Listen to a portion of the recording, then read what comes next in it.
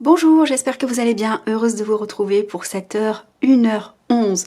Alors, comme à chaque fois, on va aller découvrir l'interprétation de cette heure à partir de l'oracle des heures miroirs de Julie Havel.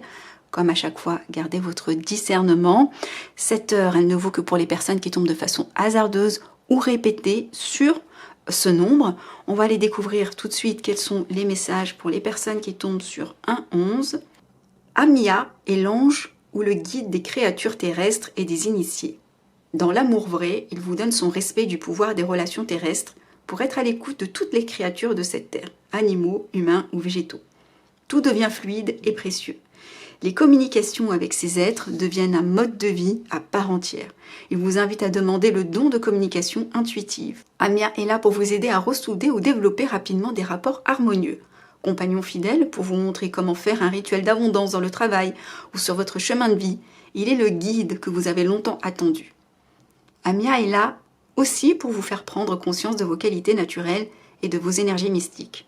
Prendre conscience des manques ou de ce que l'on veut retenir, de ce que nous empêchons de faire dans l'attente d'une autorisation divine.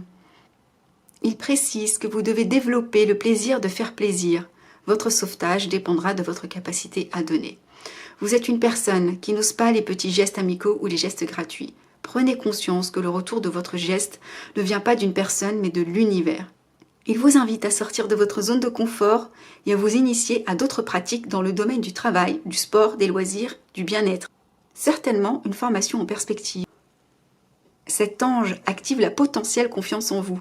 Aucune perte de temps, stop la négativité qui peut vous nuire, faites ce choix et vous verrez, vous comprendrez que le temps perdu est derrière vous. Très très beau message, ici c'est un message plutôt encourageant.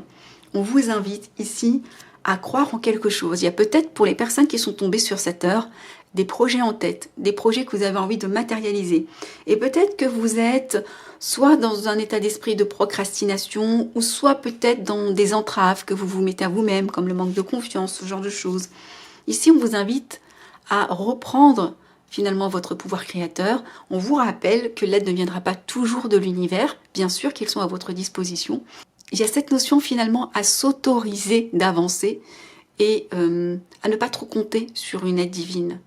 Bien sûr qu'ils sont là, mais c'est à vous aussi peut-être d'amorcer des choses. On nous parle effectivement de rituels, de lois d'attraction, de reprendre confiance en soi, de faire ce choix finalement, de ne plus perdre de temps, de dire stop à la négativité et de repartir de bon pied dans une activité, dans un domaine, dans un projet, quel qu'il soit. Un mariage, c'est un projet, la naissance d'un enfant, c'est un projet, une création d'entreprise, bien sûr, c'est un projet, mais ça peut aller au-delà. Écoutez, j'espère que ça a pu vous aider dans ce que vous êtes en train de traverser ou vivre en ce moment. Mettez-moi dans les commentaires comment ça fait écho aux situations précisément que vous êtes en train d'expérimenter. Prenez soin de vous, à bientôt.